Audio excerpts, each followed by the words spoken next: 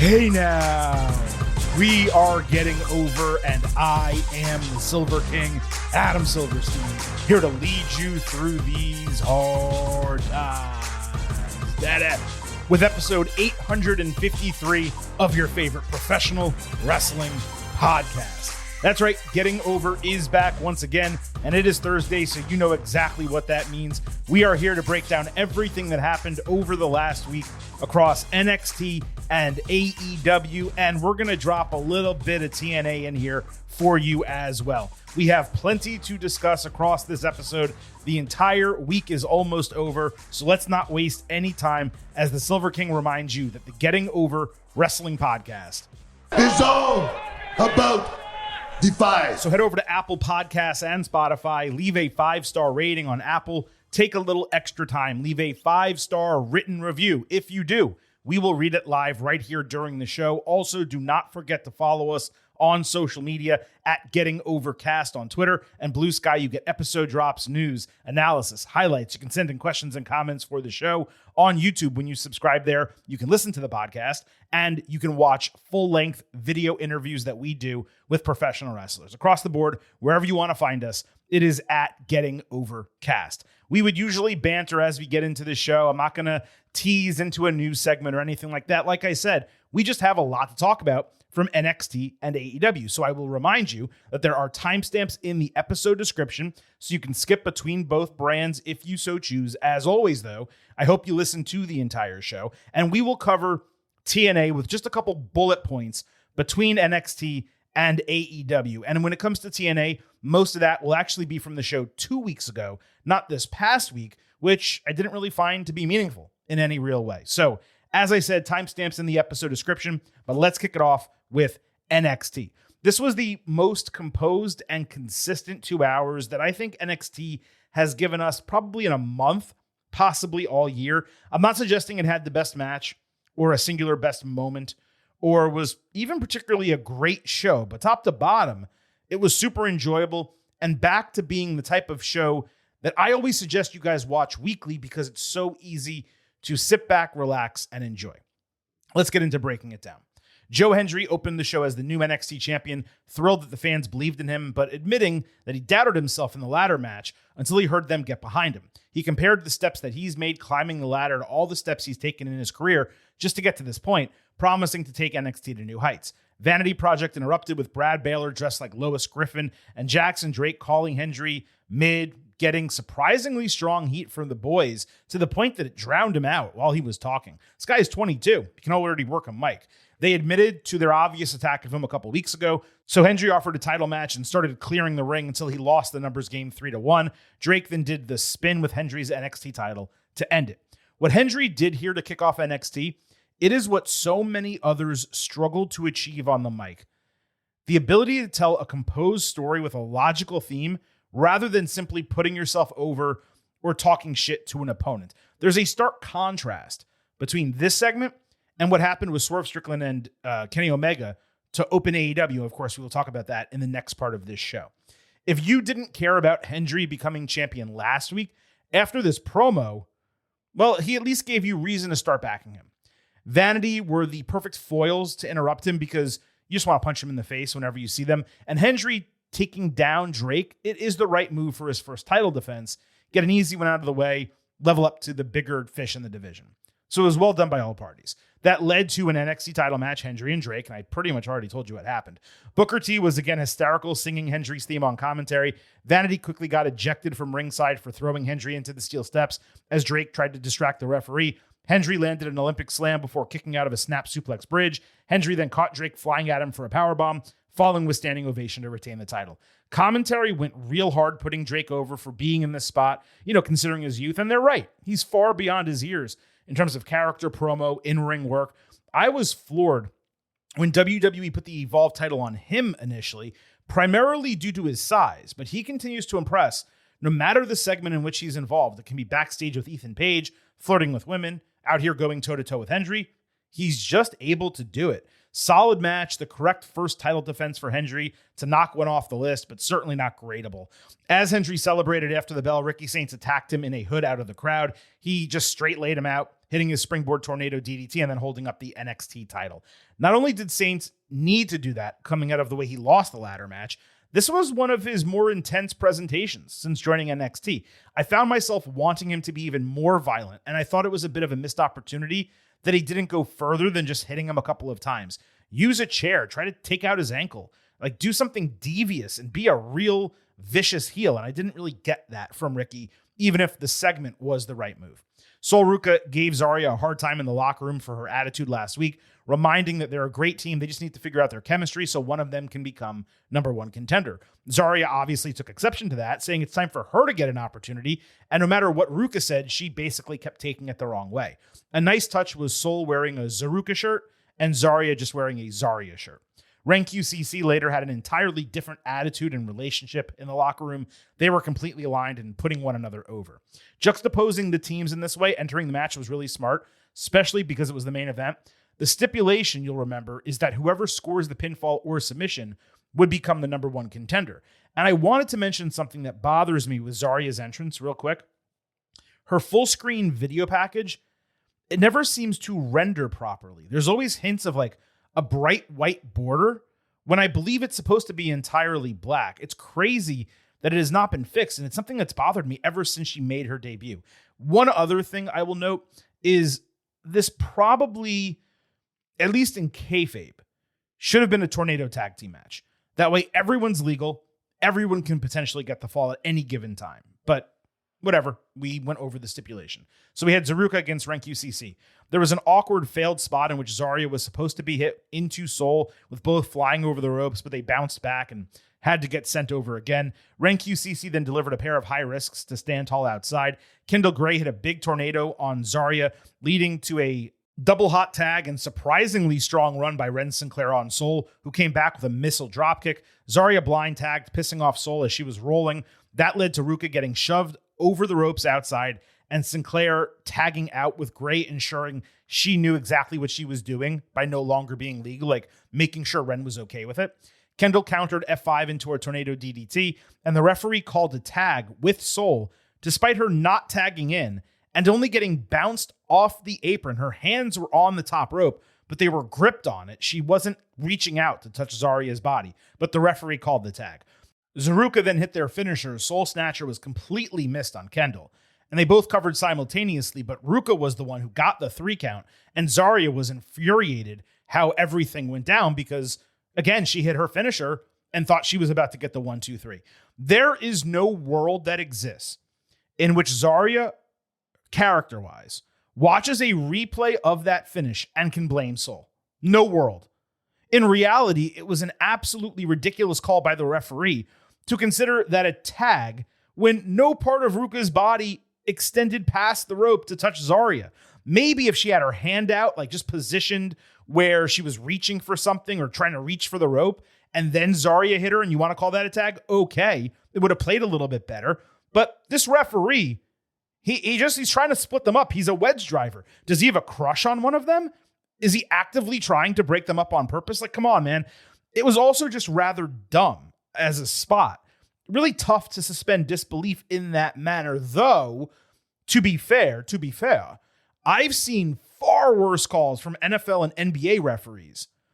But if you're going to then say the referee made a mistake, that needs to be part of the finish. Commentary should be hammering that on replay. I can't believe the referee made that decision. How could he do that? That's never been a tag. You know, Vic, in the 30 years I've been a professional wrestler or been around the industry, Booker T saying that. Like, you got to say that. In kayfabe, okay, it was a unique way to book it, but Sol was also perhaps the least satisfying winner, considering the expectation is that she or Tatum Paxley is ultimately the challenger for JC Jane come stand and deliver. At least that's what I've been thinking for a long time. My fault for believing there was a world in which Sinclair got the surprise fall, but she or Zarya would have been the fresher choice by far. This was a great main event, though. Easily both the match and segment of the night.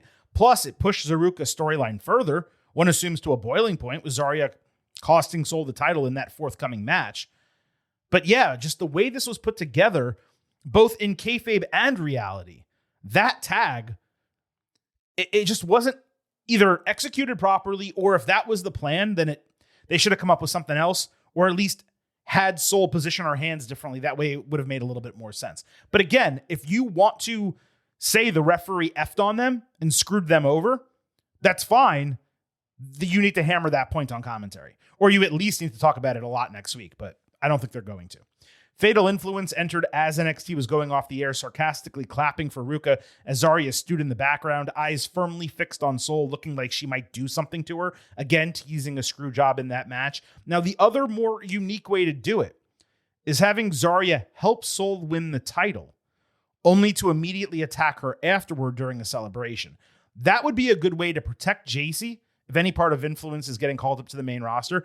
I assume that's not going to happen until after WrestleMania weekend at this point, just considering how many stars have already been added. That would also allow Zarya to beat Soul, maybe even in the main event of Stand and Deliver, with Ruca getting called up on the back end. Despite all of that storyline projection, I still maintain Soul should be the one to turn heel, especially considering Zarya has been screwed time and again, and the creative has been so heavy-handed, with Zarya being the one who is angry, that if you really want to pop people and do something fun and unexpected and different, having Ruca be the one to ultimately turn, perhaps because Zarya inadvertently cost her the title or something like that, that would be such a unique way to go. We had Jada Parker against Blake Monroe. Jada got a walk and talk promo on her way to gorilla position. Short and sweet, but straight fire, laying down the law for Blake ahead of their match, telling her what's going to happen. Monroe came out in red gear that straight up looked like lace lingerie. And I mean, look, that may not be Silver King's style, but gonna look good, but she's got me saying, hey now! And you know what? That officially means that Hey Now Championship is on the line. Jordan Grace defending against Blake Monroe in this red lingerie gear. And I'll tell you, like Silver King said a second ago, I'm not a lingerie guy. I'm not. I mean, she looked incredible. She's a beautiful woman. There's no question, respectfully. At the same time, Jordan had the guns out on that show. And for me, she is retaining the Hey Now Championship. And by the way, real quick aside, there was a lot of blowback to our last Hey Now Championship defense, where Silver King kind of relented and allowed Vintage's take on Liv Morgan wearing that, white shirt and the leather shorts to, take precedence over the fact that this is indeed my show. This is my show. My show. And of course, I say that kind of tongue in cheek. It's both of our show, but of course, I do this episode as well, so I get to say stuff like that. Regardless, I should have overridden that or done something and probably crowned Liv as the new champion again, her second title reign. Alas, that's not what happened. Jordan is the champion, and she remains champion, retaining here over Blake. Back to the match. I don't know her name. The referee in this match was wild. She looked like Blake's twin sister. They had the exact same hair color, similar makeup, and everything. It was pretty crazy to see. Parker forgot to jump on a suplex during commercial break, so it instead became a real-life DDT that necessitated a medical check. It was gnarly, and I have no idea what she was doing there. They rebounded nicely with Parker hitting teardrop, but it ended in a double countout as they brawled ringside. Jada dragged Blake's body between the apron and steel steps, hitting another teardrop, leaping off the ring apron. That was cool. Then she chased her into the ring, trying Hypnotic, but completely missed her and nailed a male security guard. And when I say missed her, it's not like Blake moved out of the way. Jada just attacked the dude. So Parker continues beating the shit out of security ringside, kicking one dude through the barricade, and you have Monroe cowering in the crowd as it ended. The post-match was far better than the bout itself. It was clear they were holding back because they knew a rematch was coming. That's what we talked about last week, saying it felt like this was happening way too soon. Jada just losing her shit and beating up a bunch of dudes, that was a bit of a stretch, but those guys bumped their asses off, and Blake sold it incredibly well with her fearful, hesitation. Not much else to say considering it was thrown out, but it's clear Parker still needs a lot of seasoning in the ring. Hopefully she gets it during this run, becomes champion later in 2026, and then maybe can make the main roster in 2027. But even with this comeback, I don't know if she was injured or just training, improving, whatever. I mean, you can't miss a suplex spot like that. Luckily, it happened during commercial break, but I mean, you can't do that. And even some of her other offense, it's just not there yet. And all of you know, there is no greater Jada Parker supporter than the Silver King and the Getting Over Wrestling podcast. So my criticism comes from a place of wanting her to be as good as she possibly can be. Tatum Paxley got a heavily produced drowning vignette that showed her sinking further due to Izzy Dame's fake friendship, not realizing that she was seeking pieces to put herself together this entire time when she was looking for friends. Paxley said she lost sight of herself, but now that she's let go, the noise has quieted and everything has slowed down. The idea was that Tatum is navigating through thorns to emerge as the version of herself that she was always meant to be. This was excellent. Main roster level effort behind Paxley. Talk about reasons for optimism. The last person I remember getting a package like this was Io Sky. That is some company to be keeping. Not sure if they can level Tatum back up to the top of this division before Stand and Deliver, but she really should be winning the NXT Women's title there. I do hope, however, she emerges from this. We'll set her up with a gimmick that will work on the main roster because she should be headed there sooner than later. And the role she has been playing with the friendship and the dolls and the craziness, it's probably not going to play as well at the next level. I mean, they tried to bring Shotzi up, and that wasn't her character, but she was similar in some ways, and they just completely punted on her. Now, look, Tatum is a far better wrestler and character and everything than Shotzi. And again, that's not hating on Shotzi because I like Shotzi a lot. But when you have that and you fail with it on the main roster already, the fact that they realize they need to repackage her, at least in some way, that is immensely positive for Paxley's long-term future. Keanu Carver approached Robert Stone backstage, angry that Drake got the first NXT title shot. When Stone explained that Shawn Michaels wanted chaos in NXT and he wanted to deliver it, Carver took that as a message to do so himself. Stone grabbed him, trying to pull him back, but he got a death stare. Stone later backstage visited Lola Vice in the training room as she was icing her injured hand. He said that she was set to fight Kalani Jordan next week, but she had to be cleared and needed to ensure she was ready. Vice was still angry, convinced that she would be good to go, when suddenly the trainers and Stone ran out of the room. Lonnie attacked Lola, crushed her hand in a drawer, before all the guys found Carver having destroyed the backstage area, including electronics, furniture, and a bunch of people all laid out in pain, including Sean Legacy. Legacy was later pissed about Carver driving him through a wall last week and laying him out blind this week, so he challenged him straight up, saying he might get his ass kicked, but he'll ensure Carver at least gets put through the ringer. Something that always bothers me in wrestling is when someone is injured and recovering and selling the injury, so an op attacks them to re-injure whatever they are selling, but it doesn't matter.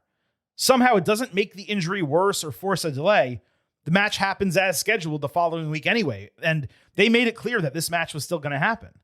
It's so annoying to me. Now, besides that, it is kind of funny that Lonnie, a pure babyface by nature, smiles when she's a heel attacking people. Now, maybe she can use that to show some sadisticness. And you know what? I don't even believe that's actually a word. It should be. So again, maybe they can play that into her heel character. But it is funny when she runs at someone with a big smile on her face. Continuing to book Carver as unhinged and impossible to control, that works considering his size and overall look. He's going to need to develop another part of his character, though. Otherwise, it's going to get tiring in short order. Everything about Carver's push, it just feels forced. And it seems like it's a result of Obafemi getting called up. It also says a lot about Jasper Troy floundering since getting put on NXT. If you combined Troy's promo ability with Carver's look and someone else's in-ring, then you'd actually have something. Each of them feels like 33% of a finished product. Legacy's promo exceeded what I thought he could do from watching him in Evolve. And as for Stone, I'm enjoying the positioning of him as a guy who was just not really ready for the responsibility he was given, and therefore chaos is just consuming him. It didn't make that much sense for him to tell a guy bent on destruction that HBK wants chaos, knowing what chain of events would then follow, but it was funny to see him so flustered. Stone later came across Shiloh Hill in a hockey mask, saying he would talk to him later. Ethan Page came through, saying he wanted a better relationship with him, Stone did, than Page had with the prior regime, meaning Ava. Page wanted to break a record for title defenses, but he declined everyone that Stone offered, largely because he had beaten them already. Page then declined Miles Bourne when Hill came back in, finding the knife that he left, waving it around and looking into a title shot. Bourne later confronted Stone about not getting the title match, so Stone told him straight up, you should probably do something out of character to ensure that you can't be denied. The first was a pretty fun segment and one of the best usages of Hill to date. Him being like happy-go-lucky crazy. It's much better than trying to put him as legitimately deranged in some way, at least for me. It was also cool to see Stone completely embroiled in chaos, even when he thought like stuff had slowed down later in this show. His talk with Bourne was more sensible than most of the Bourne Page segments that preceded it. And it's going to be interesting to see, like, can Bourne add some type of flash and substance to his character beyond being the guy who's, legally deaf and is young and hungry and gets shots but doesn't come through. He needs more than that to actually be successful.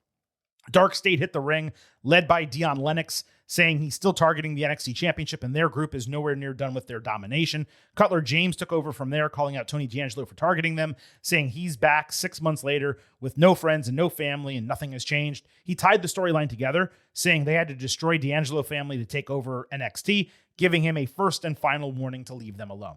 Osiris Griffin then said nothing before Saquon Sugars came through with some flavor, saying the Culling don't want to mess with them in any real way because they're going to catch hands.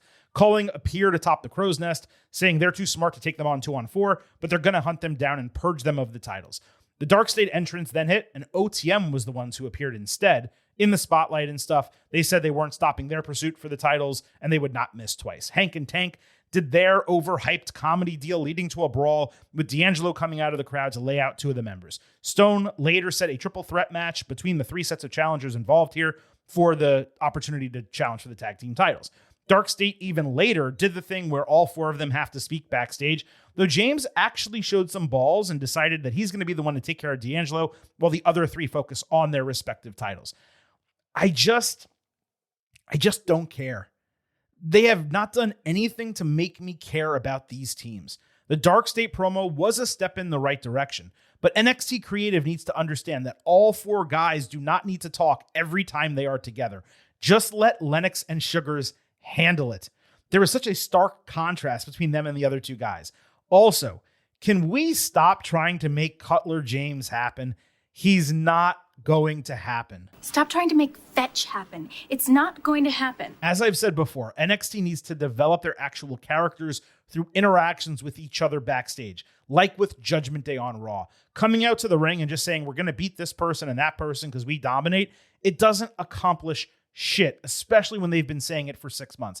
And also, the de facto default is the word I was actually looking for, tag team booking in NXT. Whenever they wind up in a situation like this, is one segment, everyone comes out and brawls, multi-team match, number one contenders generally then lose to the champions, and then it just continues. Like, this division is dead, man. None of these teams work, and it's frustrating because there are teams that have and do exist on this brand, Swipe Right being one of them, but they're brand new. Miles Bourne and Tavian Heights, who never should have got broken up, who could have been dominant, awesome champions and, either run the division or at least made it legitimate. And instead you're splitting them all up and you're putting them in singles divisions where Ethan Page, he hasn't defended the title against everyone and he's not defending it against multiple people who he could be. They're all focused on the NXT title. All of them just lost a ladder match, but they're still focused on the NXT title, not going after Ethan Page, not teaming up possibly to go into the tag team division and win some gold. It's really, really frustrating what's happening with men's tag team wrestling in WWE. Meanwhile, the women on Raw, SmackDown, and NXT, they're getting it right across the board. It's maddening. Hank and Tank later fought Swipe Right. These guys were again introduced as Vanity Project. I guess the superior Swipe Right name is getting thrown out. I'm still going to use it. It seemed odd to randomly run this match after the prior number one contendership was already set as a booking. During the break, Take Ledger threw himself into the ring post for no reason. Hank and Tank hit honk honk, but Ricky Smokes interrupted their collision finisher. OTM and Culling came out to the ramp just to yell at each other and then get pushed to the back. Drake ran out with a cheap shot to Ledger that allowed Swipe Right to pick up the win. Considering Hank and Tank are in the match next week, but Swipe Right just won here, my thought was they should either replace them or at least join. Otherwise, it would be some dumb, thoughtless booking. Luckily, they made their case backstage and Stone agreed, so it will be a 4-way tag team match next week. Kale Dixon backstage ran down Uriah Connors for walking out on Chase U. Connors said Chase U was holding him back when Lexis King's crew interrupted, saying they clearly understand him better. Connors agreed that he can no longer hide from his past, with King saying they need the final piece of the puzzle. Connors said that their dads have history, so he would look into it. I presume he was referring to Fit Finlay and William Regal, so therefore Charlie Dempsey. Connors was more interesting here than he had been in any segment during his multiple years in NXT. Eli Knight beat Josh Briggs in a speed tournament match. Knight landed a Bazaiku knee and moonsault that was so high, he almost over-rotated onto his feet. I have never seen that before. Briggs was too far out, so he unfortunately took knees to the chest. Imagine just seeing Knight and Ilio LaFleur in a 15-minute match rather than doing this speed bullshit. It'd be so much more entertaining. Troy attacked both of them from behind after the bell. He swung LaFleur into Knight on Black Hole Slam before chokeslamming Knight into LaFleur. It's the best thing he's done in NXT so far, actually. Jasper Troy did look like a beast here, but again, it's in the confines of the speed tournament. So who really gives a shit? So that was NXT this week. Like I said earlier, it was a composed show, entertaining from start to finish, but that doesn't mean it's free from criticism. There's a lot still going wrong with NXT Creative that they need to figure out, especially when it comes to the tag team division and the lower card of the men. And the women's division, it's great and it's rolling well, but they need to figure out what's going to happen with both of these title pictures, because Izzy Dame is pretty much doing nothing. I know Tatum Paxley's hanging around. Is she going to really just focus on that after having previously won the NXT title just a couple months ago? And then JC Jane, she's waiting there for this ZaRuca thing to happen. Blake Monroe is fighting Jada Parker. No eyes on any titles. So yeah, there's just the talent is there. It's working what they're currently doing, but they need to play it out, and we need to make sure that it actually works in the larger context. Now, Silver King would be remiss if he did not remind you that here at Getting Over, I happen to love the number 5. and I hope you do as well, because for $5 a month or $50 for the entire year, you can become an official Getting Over head. Just visit buymeacoffee.com/gettingover, sign up. You'll get bonus audio, the fastest 5 minutes in professional wrestling, instant reactions to every major show, and exclusive news analysis posts every week. Again, we would greatly appreciate your support. It's how we pay our bills. It's how we keep the lights on. buymeacoffee.com/gettingover. Quickly, before we get to AEW, some brief notes from TNA. Real smart move over there to reboot the system from an aesthetic standpoint with a new logo and such beyond the membership change. It does look a little too much like the old AEW logo. I don't know if they took that into consideration. They're doing a fun gimmick where, despite being heels, Ariana Grace wants Stacks to prove he doesn't need to cheat to win matches. I know he has a TNA title, but it's crazy that they aren't running this on NXT, where they basically have no character together whatsoever. I guess Santino Marella is needed for it to work, but I still feel like they could do it across both brands. In Feast or Famine, Trey Miguel got the international title shot.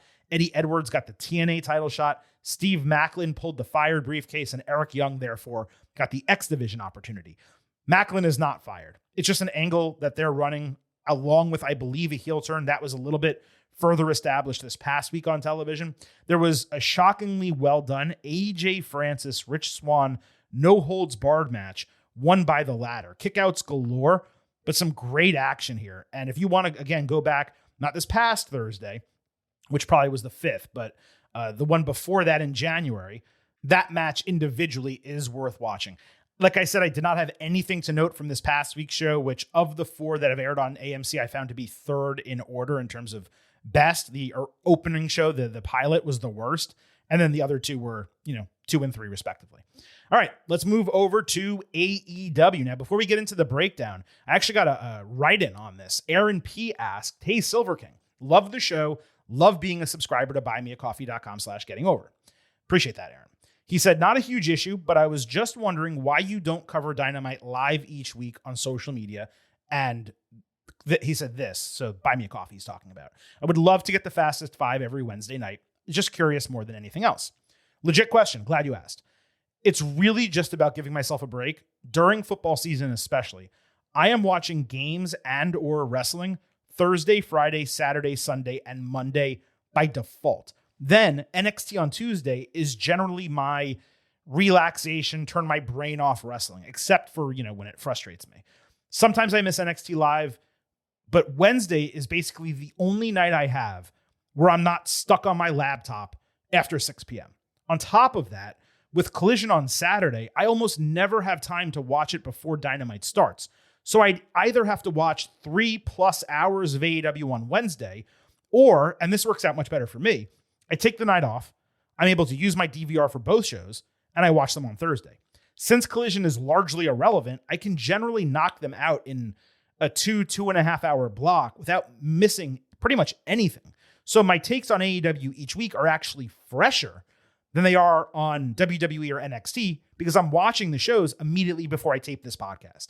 Now that football season is over, my basketball teams almost always play on Wednesdays. Knicks and Gators both played last night. So it's even more reason for me to just wait until Thursday and watch everything together. But when AEW has a tentpole show where it's clear something major is going to happen, if it was, let's just say, MJF and Swerve Strickland for the title in the main event of a Dynamite, that's when I watch live. It's just been a while since that's happened and since I've been able to do it. All right, let's break down Dynamite and Collision. 4 of 12 matches this week were storyline relevant, 33%, which is a pathetic rate. Even if I was generous and allotted a fifth, you're at 42%, which is still far below what it should be. Collision is becoming impossible to even scan through. Dynamite was excellent in ring, marred by some creative decisions that boggled my mind, but it was an easy and worthwhile 2-hour watch. Something else quick I wanted to mention is that watching 4+ hours of AEW in a row this week, I realized there is no word that is more overused on this show in this company than best. Every promo, every line from commentary is about being the best, or someone being one of the best, or it being where the best wrestle. It's constant. Listen for it over the next 2 shows, and I guarantee you hear it a ton. It may be a little bit less because I think the next 2 episodes are going to be more wrestling heavy than storyline heavy, if you can believe that's even possible. But when they're talking, just listen for, I'm the best, you're one of the best, I'm going to be the best, this is where the best wrestle. It's constant throughout both shows all the time. All right, on Collision. Brody King cut a tape promo, presumably after Dynamite last week. He literally said nothing other than, I won and I'm going to be the next champion. TV time is valuable. Putting Brody on the show for a reaction after the match, that's a good idea. Giving him less than 30 seconds as the new #1 contender to say nothing of consequence, that was not a good idea. MJF cut a similar promo on the show, just yelling about being the Hebrew Hammer, saying King's win was a fluke, and now MJF is at his most dangerous because his back is against the wall. Now that's a real valuable promo that had direction, reason, and passion. Unsurprising from MJF, shameful for King. In tape promos on Dynamite from the week before, Don Callis cut one on behalf of Andrade El Idolo, saying he's the right guy to be the next AEW champion. Hangman Page then responded saying nothing. There was also an MJF Brody video package promoting their title match. Neither guy appeared live on the show. The stated reason is that King had to fly over to Australia early for show promotion, presumably not MJF. He would have no reason to come to TV if Brody was not going to be there. A report from you-know-who came out stating that Warner Brothers Discovery didn't want King on TV, so the F-Ice chants did not repeat. But that was debunked with a statement literally from Discovery. It does stand to wonder, though, whether Tony Khan made that decision on his own accord, because it is strange to not capitalize on Brody's win last week, even if we criticized it, on the go-home show. You're building a main event for a big-time program in Australia, and the guy who beat your champion says nothing in a tape promo and doesn't appear live the next week. That is odd, no matter how you want to slice it. On Dynamite, Kenny Omega and Swerve Strickland opened the show with the latter addressing supposed problems he had with the former. His issue was that when Swerve was AEW champion, Omega was not there. But now that he's not champion, Omega is healthy, wanting the title again, and somehow in the picture, maybe even using his EVP power. Which, of course, is ridiculous because Omega came back, said he wanted to earn it, and has beat a bunch of people on his way to doing that, or was tried to beat a bunch of people on his way to doing that and lost, and therefore is not #1 contender. If he was using his EVP power, he would be #1 contender, Swerve. Omega responded by saying he takes the belief of the fans as a great responsibility because AEW is, you guessed it, it's where the best wrestle. Are you fucking kidding me? Then he said it may be Swerve's house, but no one's home, and his friend burnt it down. Omega then made a simple challenge. Swerve responded by saying his generation was lapping Kenny, and he's the most dangerous man in AEW. Omega scoffed at that, saying King is actually the most dangerous man in AEW. When Swerve threatened to put Omega back in the hospital, Kenny lightly smacked him across the face, leading to a brawl into the crowd and onto the stage where Omega took out Swerve with a V-trigger into the big screen. Swerve avoided One Winged Angel by stabbing Omega in the head with something, and then he speared him off the stage through a couple of well-placed tables immediately underneath. We've heard great and good promos from Swerve before, many times. This was neither. It was directionless and relatively nonsensical. He has long-term resentment because Kenny was once hurt at an inopportune time for him, but now he's healthy and trying to win the title again. That's his problem. Perhaps this was better on paper and Swerve kind of struggled to get his point across, but his part was ridiculous. Omega completely outclassed him in response, which is crazy because while Kenny is good on the mic and has gotten better over the years, it's not like he's CM Punk or Jon Moxley. Omega was basically like, what are you even talking about, bro? Okay, fine, let's fight. Now, that said, the close of this segment got nicely heated, and the conclusion of the brawl on stage did well to preview their match. It seems pretty obvious to me that Swerve is going to fully turn back heel, maybe even restarting a faction of some kind, considering there seems to be some movement toward the Elite reforming in 2026. And if that happens, you need a heel side to kind of combat them. Although Death Riders and Don Callis family still exist, and this War Dogs thing is happening. So do they really need another? Probably not. It just kind of feels like that to me. If I was grading this segment, I'd give it like a B. It got the job done. It just left a lot to be desired in the early portion. The conclusion was awesome. On Collision, Jamie Hayter and Alex Windsor took a sip of a drink when a random, I guess, British guy, perhaps the worst actor I've ever seen in wrestling history, came up to them asking, "Are you birds thirsty? You want a drink?" So Jamie broke a bottle over his head for doing nothing wrong. He just asked if they wanted a drink. And then she realized, I know our tag team name, the Brawling Birds. So we are now 3 for 3 with these shitty short tapings in lieu of giving them a legitimate extended video package or two that would actually develop them as a team. And then Brawling Birds, it sounds exactly like Brawling Brutes. Not only is it unoriginal, taking their name from that segment because a random guy called them birds, and I know that is a common English term for women. I get that. This was just terrible. No, don't like that. On Dynamite, Chris Statlander defended her women's championship against Thekla in a strap match, but let's discuss how we got there. There was a convoluted as hell segment on Collision where Stat, despite entering for an in-ring interview, stayed on the ropes posing while Renee Paquette was literally talking to her. She was out there to set a stipulation that she said she knew last Wednesday. That ability, that situationality of her standing on the ropes allowed Triangle of Madness to attack her 3-on-1 and whip her repeatedly with a belt.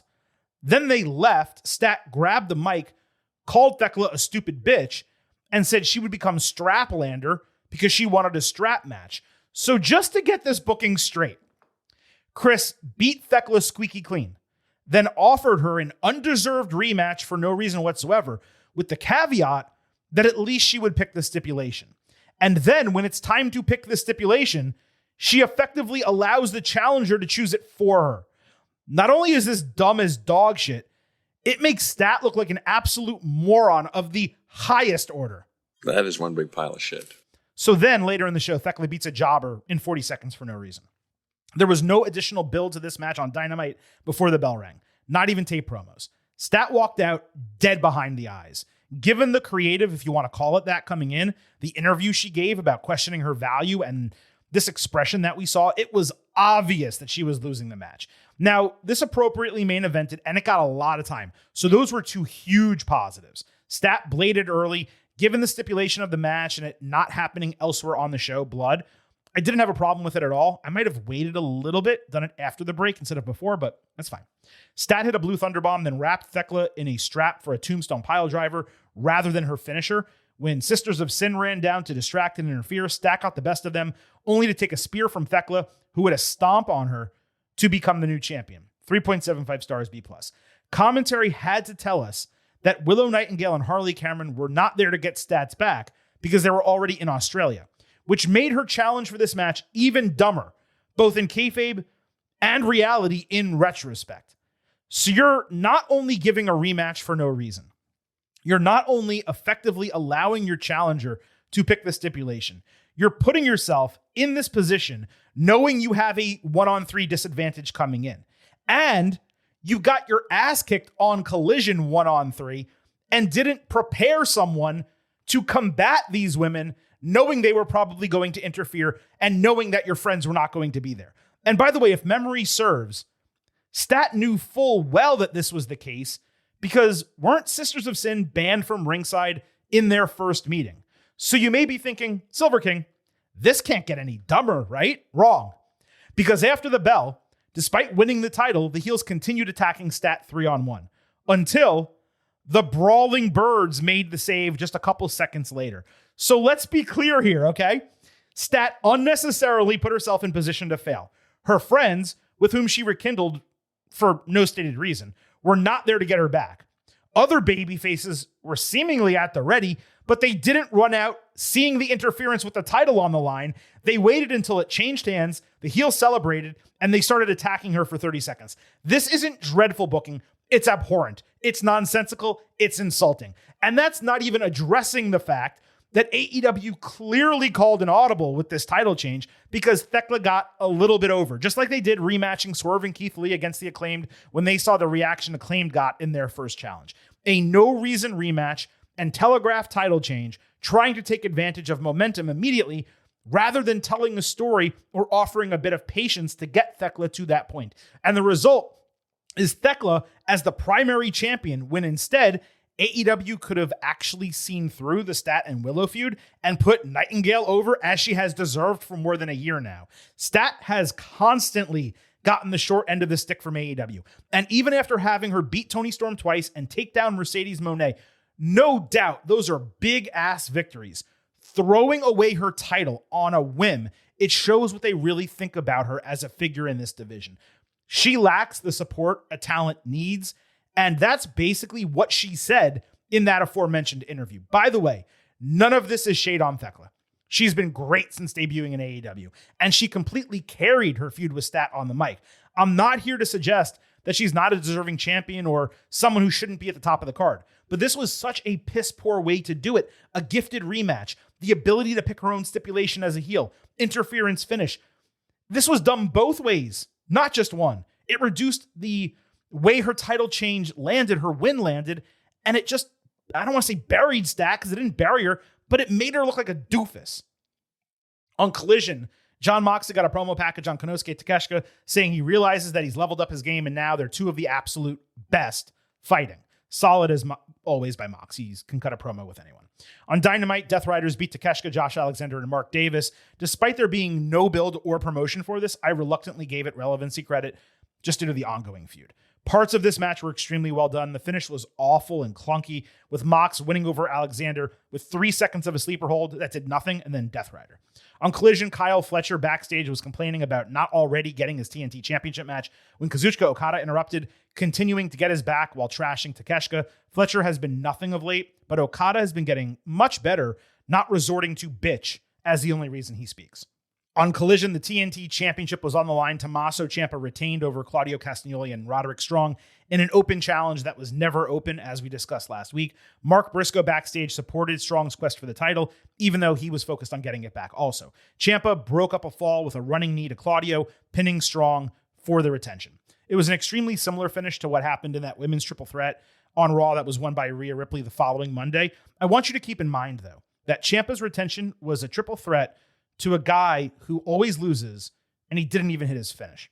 Fletcher then entered, grabbed the TNT title, and had commentary saying, quote, "I don't understand this at all." Well, maybe I do. You don't understand a former champion picking up a title following a backstage segment on the same show in which he spoke about wanting it back? Anyway, Fletcher asked Ciampa how it felt to be all elite and said he wants to walk into his home of Australia as champion. So he wants to challenge him for the title on Dynamite. And then he said, where the best wrestle, just for good measure. Are you fucking kidding me? Ciampa, who's getting challenged here, did not speak. So this badass newcomer with hype just lets himself get talked down to.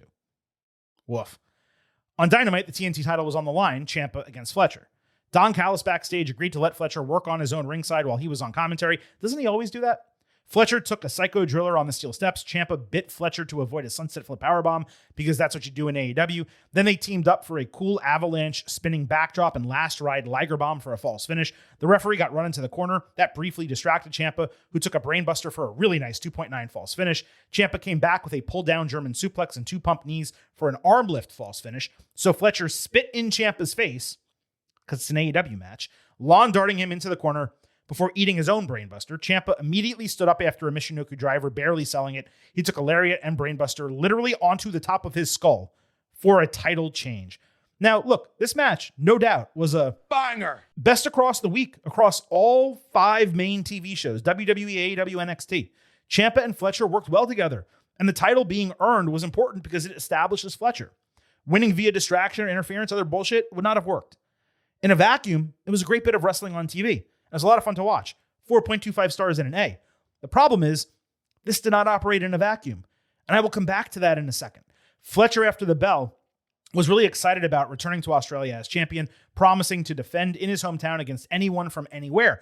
Interesting prospect. But nope, Briscoe came out, wanting a Game 7 of their series, which Fletcher accepted purely due to his challenge, not because he actually wanted to fight him again. He demanded this be the final chapter in their story, and he decided it would be a ladder match.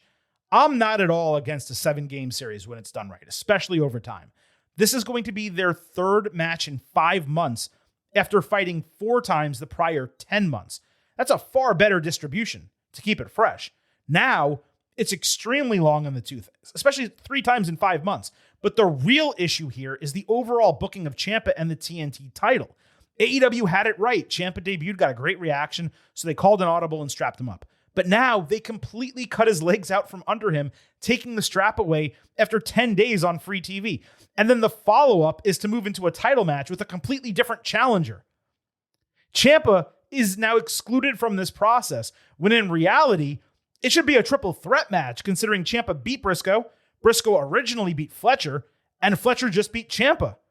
Even beyond that, they strapped up Ciampa on a show no one watches to then have him lose it on the A show. That's insanity. So what effectively happened is that AEW sacrificed the correct booking to try and create a headline with Ciampa being champion.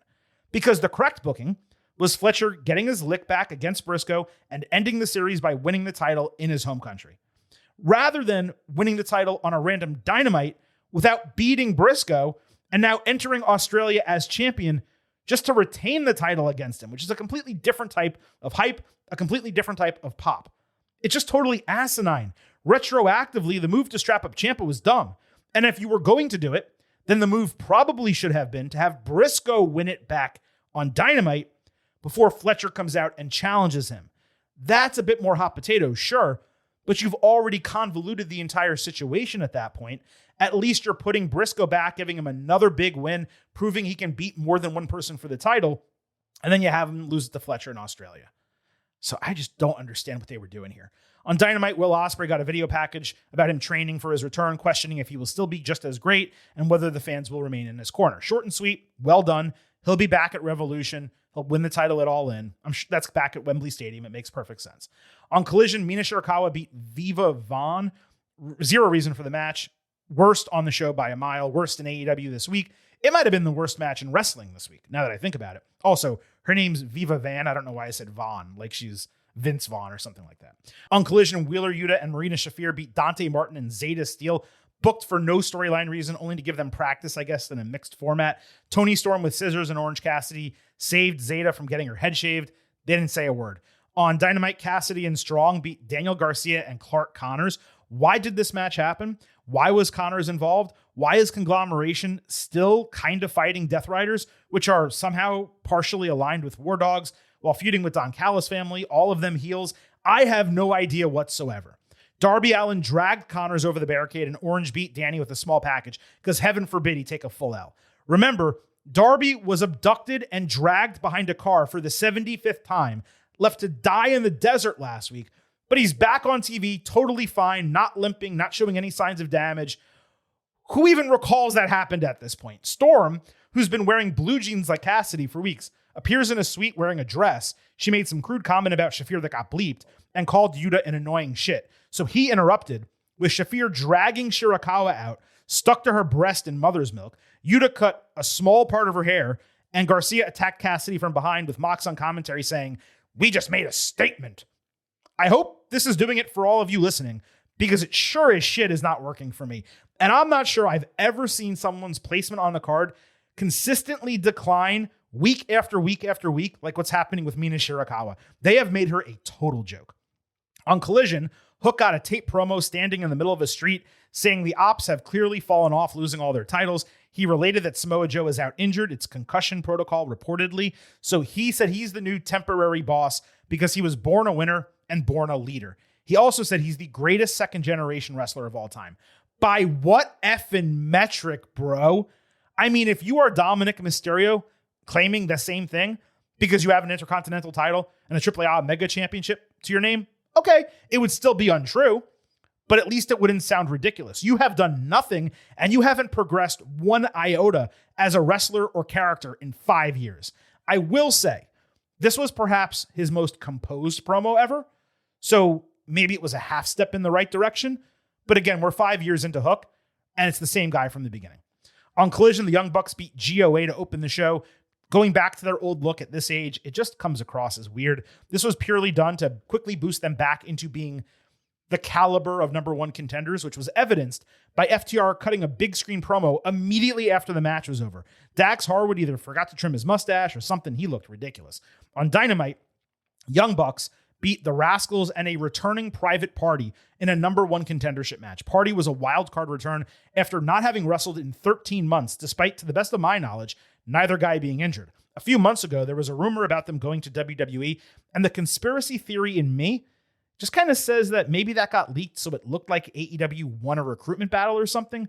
There was no rhyme or reason for these three teams to fight. Neither Rascals nor Party were deserving of the opportunity. Making it worse is that Party made their return and then just lost. Now, perhaps it would have been something if they won, or even if they were repackaged. No, same gimmick, same theme, same dance. No explanation from commentary. There was a cool tope cutter to the floor by the Rascals. Desmond Xavier completely missed what they call the Cancun Tornado, not on purpose. Then everyone took anti-air super kicks. Mark Quinn ate BTE trigger, and Myron Reed took the TK driver. So Party, I think, I could be wrong, I think they also took the fall in their return on top of everything else. But I said Myron Reed took the TK driver, so it might have been the Rascals that took the fall. So that's my bad. I might have gotten that wrong in my notes. FTR came out after saying they're both the best of a generation, of 18 World Heavyweight Championships between them. You have 0 World Heavyweight Championships between you.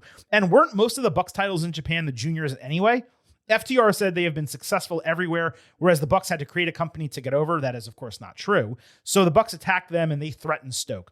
So they have not fought 2-on-2 since 2024. Do you want to guess, though, how many times they've battled one another since? 5 times. 5. Including title matches, number one contenderships, just ones that involved other teams. They are legitimate rivals, and it should be a well-wrestled match. But are you actually excited to see this again? Because I'm not. On Collision, Eddie Kingston Ortiz and the Rascals beat GYV, Big Bill, and Brian Keith in that parking lot street fight. I gave this relevancy credit, even though half of the participants were added last week for no reason. This was like that middle stage on Street Fighter, where your character just gets to tear apart a car for no reason whatsoever. They did a bunch of shit. Kingston at one point waddled around like a toddler swinging a kendo stick. An extra Rascal guy showed up at the end, despite the fact that he could have been involved the entire time, but was not. Now, look, the Khan family are billionaires, so I don't need to count their money per se, but this was an absolute waste of money. We've seen matches like this before. AEW had an incredible one at Daly's Place a couple years ago. This was dull and lifeless. It had 0 charm or intensity. Isla Dawn got involved for no reason. The guys did take some bumps, though, so credit to them for that. And lastly, on Collision, Kevin Knight beat Scorpio Sky. The match happened for no reason. It was a give-back dub for Knight after, losing to Swerve a couple weeks ago, so he was allowed to beat a veteran in Sky. That's all. On Dynamite, Knight and Mike Bailey cut a walk-and-talk promo, basically recognizing that there's no trios challengers in AEW, so they were like, hey, we also want to be tag team champions. You guys probably should have been in the number one contender match then. Anyway, that was AEW this week. 2 major title changes on Dynamite, a number one contendership on the show, a big opening promo with Swerve and Omega, and yet, despite there being big moments, which apparently AEW is not about the moments, it's about the wrestling, but despite there being big moments, from a booking standpoint and a creative standpoint, there were legitimate issues with many of them. And I hope the way I broke them down for you explains why I had such an issue with it. A show that could have been great, amazing. It's just when you actually think about it and you try to use your brain, hey, why did this happen? How did this happen? And you can poke holes in it like we did with Stat and Thekla. And it makes it extremely frustrating as a viewer. And when you break down WWE the way we do here on the Getting Over Wrestling podcast, and we pick things apart and we think about, the history and what happened before, and does this make sense? When we criticize WWE a lot, when you do the same thing to AEW, which is what we do every single Thursday, AEW and NXT, we dig into it the exact same way. Stuff like the Thekla Stat deal and the Fletcher Briscoe Ciampa deal, and like Swerve and Omega being a great match and a really exciting forthcoming feud potentially, but not really having a storyline going into it, Swerve just being angry for no real reason.